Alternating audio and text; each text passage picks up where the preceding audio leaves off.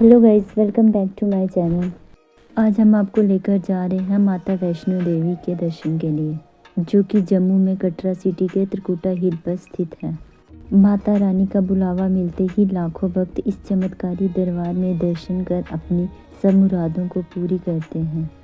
इस वीडियो में हम आपको बताएंगे कि आप वैष्णो देवी के दर्शन कैसे कर सकते हैं, कैसे पहुंचेंगे और कब आ सकते हैं, और वैष्णो देवी के दर्शन करने में आपको कितना टाइम लगेगा। करते हैं वीडियो की शुरुआत माता रानी का नाम लेके। जय माता दी। वैष्णो देवी जाने का प्लान कर रहे हैं आप, तो इंडिया से किसी भी सिटी से डायरेक्ट ट्रेन की बुकिंग कर सकते हैं श्री माता वैष्णो देवी कटरा रेलवे स्टेशन के लिए, या फिर आप जम्मू रेलवे स्टेशन की भी टिकट बुक कर सकते हैं। यहाँ से कटरा का डिस्टेंस 50 किलोमीटर है और आपको स्टेशन से ही डायरेक्ट बस कटरा के लिए मिल जाएगी। कटरा बस स्टैंड पहुंचते ही आप होटल बुक कर सकते हो और यहाँ आपको काफ़ी सारे होटल्स और गेस्ट हाउस देखने को मिल जाएंगे। होटल बुक करने के बाद आप अपनी यात्रा स्टार्ट कर सकते हैं, जिसके लिए आपको RFID कार्ड की ज़रूरत पड़ेगी। बस स्टैंड के पास ही RFID कार्ड काउंटर पर आपका ID बन जाएगा, जो आपको बिल्कुल फ्री मिलेगा। माता का भवन कटरा से 12 किलोमीटर दूर है और ऊपर जाने के लिए आपके पास 2 ऑप्शंस हैं, एक ताराकोट मार्ग और दूसरा बाणगंगा मार्ग। अगर आपको पैदल यात्रा करनी है तो आप बाणगंगा मार्ग से अपनी यात्रा स्टार्ट कर सकते हैं, और अगर आप नए रास्ते ताराकोट मार्ग से जाना चाहते हैं तो आपको कटरा से ऑटो करके पहले ताराकोट आ जाना है और फिर वहां से आप अपनी यात्रा स्टार्ट कर सकते हैं। ये जो लाइन आप देख रहे हो सामने, वो बैटरी कार बुक करने के लिए लगी है। आप यहाँ से बैटरी कार की टिकट, जो कि 450 पर पर्सन पड़ेगी, आपको बुक कर सकते हो, और ये टिकट 1 साइड के लिए होती है। वापस आने के लिए आपको फिर से टिकट बुक करनी पड़ेगी आते वक्त। दोनों बाणगंगा मार्ग और ताराकोट मार्ग के रास्ते में आपको हर फैसिलिटी देखने को मिल जाएगी, जैसे पानी, टॉयलेट, टी, कॉफ़ी, खाने की शॉप्स भी।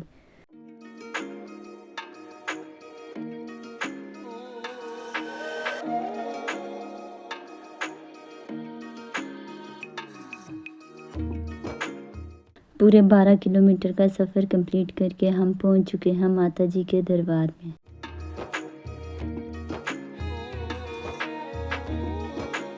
अगर आप ऊपर दरबार में ही स्टे करना चाहते हैं तो आप ऑनलाइन बुक करके यहाँ रह सकते हैं, पर इसकी बुकिंग आपको पहले ही करवानी पड़ेगी, क्योंकि ये हमेशा फुल रहता है।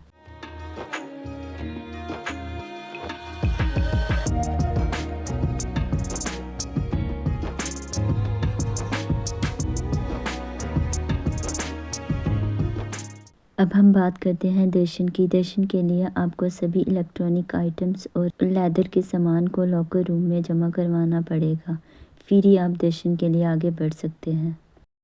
और यहाँ पर लॉकर की फैसिलिटी जगह जगह पर देखने को मिल जाएगी आपको।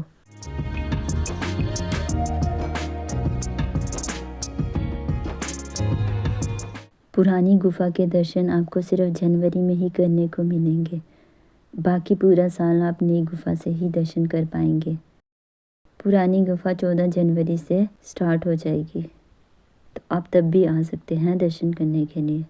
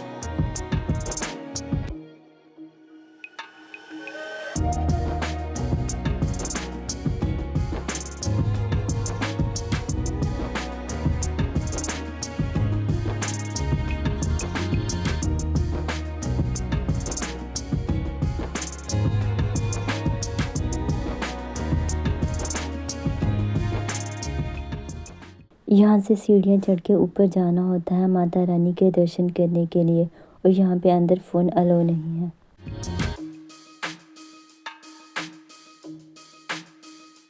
लाइन में लगकर और जय माता जी के जयकारे लगाकर आप गुफा के दर्शन कर सकते हैं। यहाँ पर माता रानी पिंडी रूप में, माँ काली, माँ लक्ष्मी और माँ सरस्वती के रूप में विराजमान है। भवन से व्यू देखो गाइस, कितना प्यारा लग रहा है।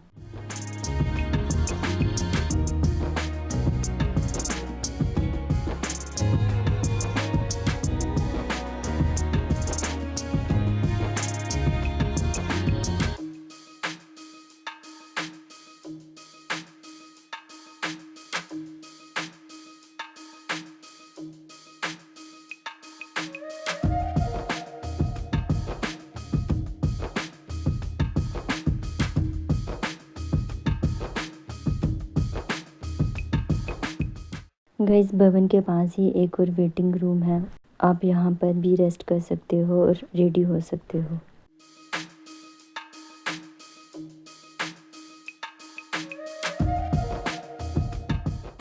माता रानी के भवन के पास में ही यज्ञ स्थान है, यहाँ पर हवन होता है और आप हवन के सामान के लिए पैसे भी दे सकते हैं, ऑनलाइन भी दे सकते हैं वैष्णो देवी की वेबसाइट से, और ऑफलाइन जाकर भी दे सकते हैं।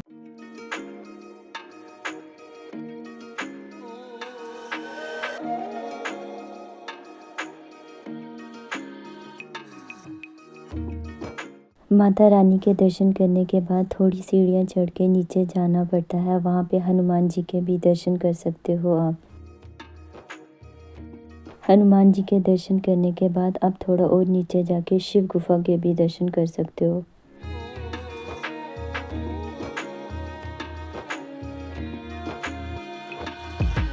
भवन के साथ में ही वेटिंग रूम भी है, आप यहाँ पर कुछ टाइम के लिए रेस्ट भी कर सकते हो। वेटिंग रूम से थोड़ा सीढ़ियाँ चढ़ के नीचे जाना पड़ता है और सामने है शॉप। माता रानी को छोला चूड़ा जो चढ़ाया जाता है, आप यहाँ से वो भी खरीद सकते हो गाइस। माता रानी के दर्शन करने के बाद हम भैरव घाटी चले गए। गाइस मेरे पीछे जैसे कि आप देख सकते हो माता जी का दरबार देखने को मिल जाएगा, जो बहुत ही प्यारा व्यू है यहाँ से। अब हम जा रहे हैं भैरव घाटी दर्शन करने के लिए, जिसके लिए हमें रोपवे के थ्रू जाना पड़ेगा और उसकी टिकट भी लेनी पड़ेगी हमें। चलो आगे आपको दिखाते हैं कहाँ से ये टिकट लेनी है और कैसे भैरव घाटी तक पहुँचा जाए। उससे पहले आप त्रिकुटा पर्वत का व्यू चेक करो, कितना ही भव्य व्यू है ये।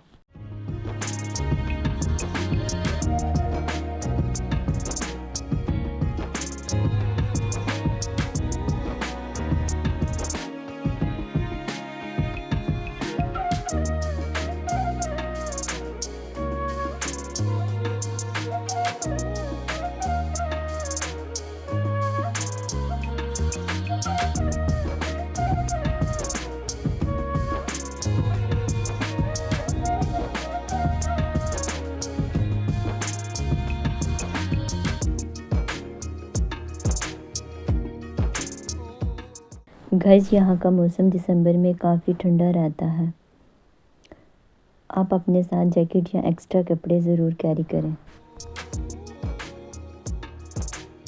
माता रानी के दर्शन करने के बाद हम चले गए भैरव घाटी की ओर। ऐसा कहा जाता है माता के दर्शन करने के बाद भैरव बाबा के दर्शन ज़रूर करने चाहिए, तभी आपकी यात्रा पूरी मानी जाती है।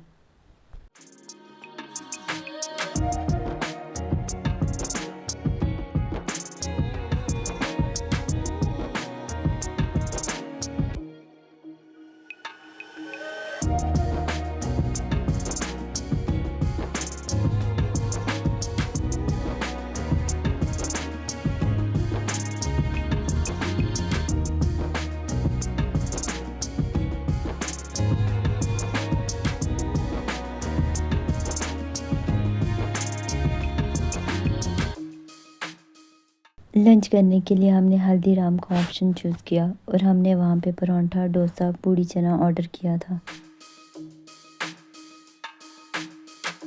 पर सर्विस बड़ी ख़राब होने की वजह से हमें अपना ऑर्डर बीच में ही छोड़कर आना पड़ा। हल्दीराम को रिव्यू देना हो तो 0 नंबर दूँ मैं, बहुत ही वाहियात है।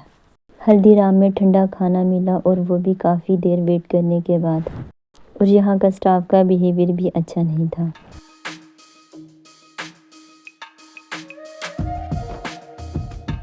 और फिर हमने अपना लंच सागर रत्ना में जाके किया। यहाँ हमने डोसा, पूड़ी चना और नूडल्स ऑर्डर किए। इनकी सर्विस बहुत ही अच्छी है।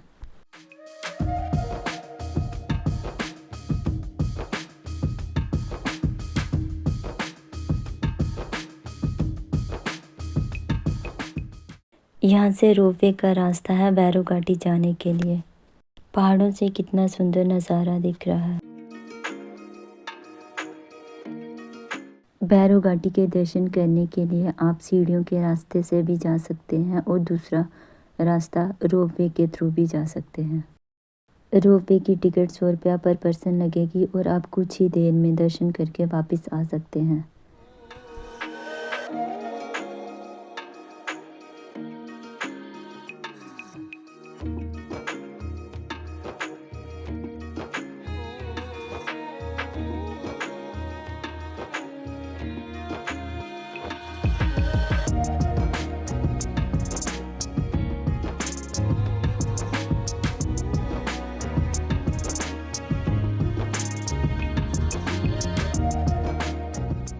यहाँ पे भैरव घाटी का लंगर भी है, आप यहाँ पर लंगर भी खा सकते हो। अब हम भैरव बाबा के दर्शन करेंगे।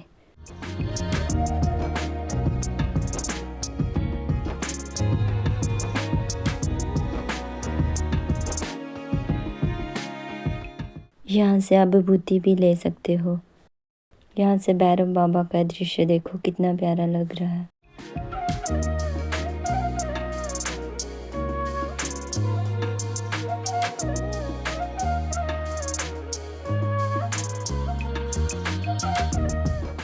भैरव बाबा के दर्शन करने के बाद आप यहाँ का व्यू पॉइंट भी थोड़ा एंजॉय कर सकते हो। भैरव घाटी में कुछ देर आप व्यूज़ और भवन के नज़ारे के मज़े ले सकते हैं।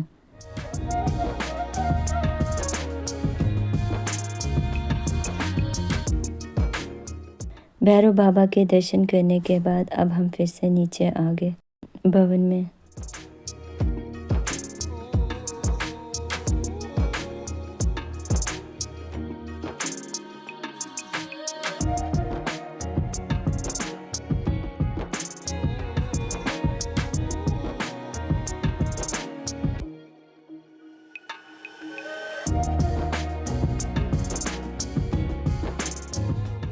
भैरव बाबा के दर्शन करने के बाद अब हम आ गए हैं नीचे।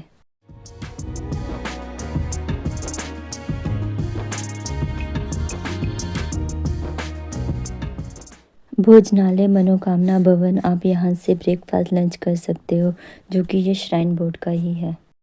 रेट लिस्ट भी आप वीडियो में देख सकते हो। और अंदर का व्यू कुछ इस तरह से है, आप देख सकते हो वीडियो में।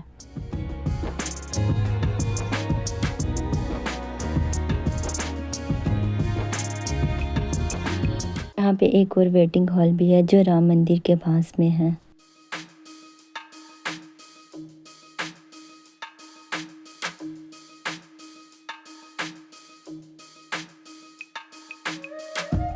ये जो बिल्डिंग देख रहे हो आप, डोरमेट्री है और यहाँ पे आप रूम बुक कर सकते हो रहने के लिए। यहाँ के रूम का व्यू चेक करवाते हैं आपको कैसा है। बैटरी कार की भी यहाँ से ही बुकिंग होती है। लॉकर रूम भी आप यहाँ से ले सकते हो। यहाँ के रूम देखने में कुछ इस तरह से है। रेट लिस्ट भी आप वीडियो में देख सकते हो, 150 पर पर्सन है। कोई क्वेरी हो तो आप यहाँ से भी पूछ सकते हो। माता रानी की आरती में बैठना चाहते हैं सुबह या शाम की आरती में, तो उसका रेट 2000 पर पर्सन है। इसके लिए आपको ऑनलाइन बुकिंग करनी पड़ती है पहले से, और ऑफलाइन भी आप बुक कर सकते हो वहाँ जाकर। रश ना हो तो ऑफलाइन भी मिल जाएगी आपको टिकट इसकी।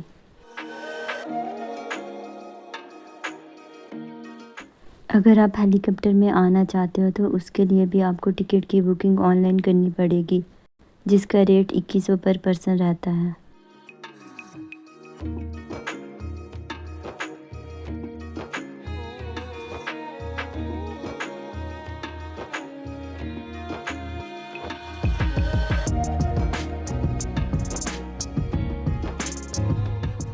यहाँ पर भी एक भोजनालय है, आप यहाँ पर भी भोजन कर सकते हो।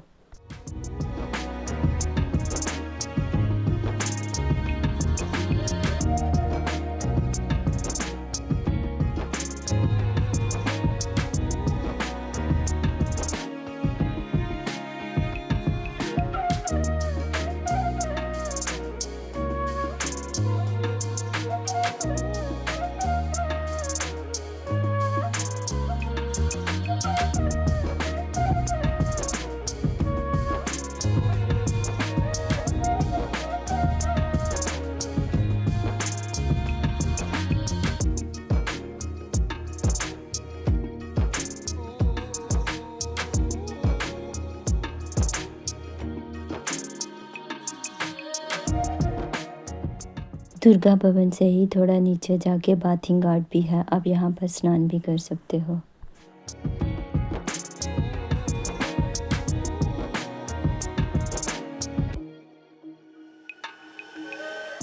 वैष्णो देवी घूमने के लिए आपको एक दिन से ज़्यादा टाइम नहीं लगेगा, और इसके बाद अगर आप एक दिन और यहाँ रुकते हो तो आप शिवखोड़ी, यहाँ शिव जी की आप शंभू गुफा है, आप घूमने जा सकते हो और दर्शन कर सकते हो। ये कटरा से लगभग 75 किलोमीटर दूर पड़ेगा, और रास्ते में 9 देवियाँ, बाबा जीतो और बाबा डंसर जैसे धार्मिक स्थान भी आप घूम सकोगे। ये सब जगहें आपको एक दिन में कवर हो जाएंगी, पर ये मेमोरीज लाइफ टाइम के लिए रहेंगी आपके दिल में।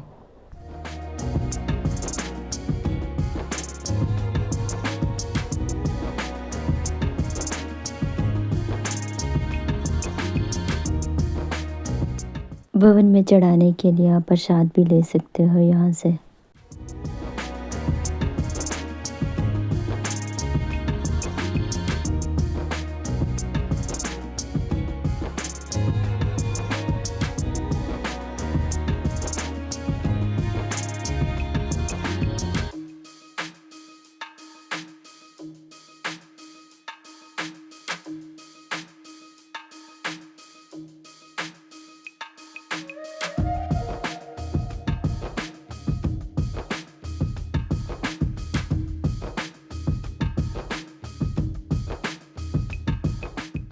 और आप यहाँ से भी प्रसाद ले सकते हो, जो रेट लिस्ट यहाँ पे लगी हुई है, आप देख सकते हो।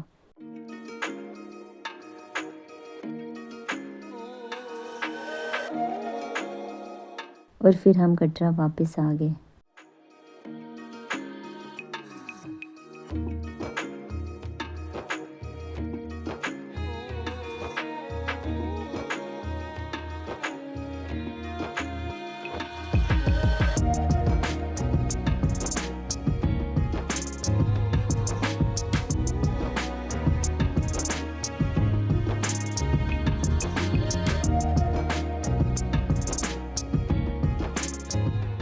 कुछ देर कटरा में शॉपिंग और घूमने के बाद हम घर की ओर निकल गए।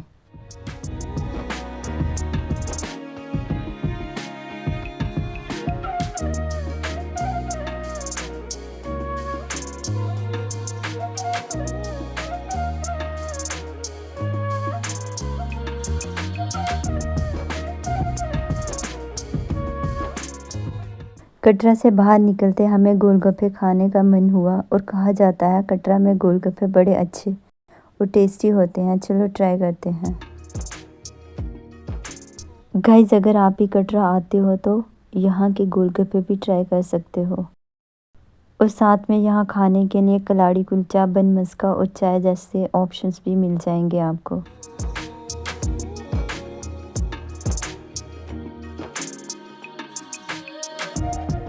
इस तरह से हमारी वैष्णो देवी की यात्रा कंप्लीट होती है।